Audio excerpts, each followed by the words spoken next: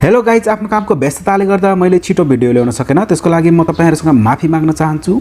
ढिलो भए पनि मैले 2020 को अथवा 2020 को शुभकामना सहित तपाईहरुलाई छोटो ट्युटोरियल भिडियो लिएर आएको छु, जुन तपाईले थम्बनेलमा देख्नु भएको छ। यस्तो खालको फोटो कसरी एडिट गर्ने त्यसको विषयमा मैले तपाईहरुलाई स्टेप बाइ स्टेप यो भिडियोमा देखाएको छ। यदि तपाई यस्तो खालको फोटो एडिट गर्न सिक्न चाहनुहुन्छ भने तपाईले यो भिडियोलाई अन्तिमसम्म हेर्नुहोस्। अब ढिलो नगरिकन भिडियो सुरु गर्छौं। भिडियो सुरु गर्नुभन्दा अगाडि तपाईले मेरो लागि यति काम गरिदिनु होला।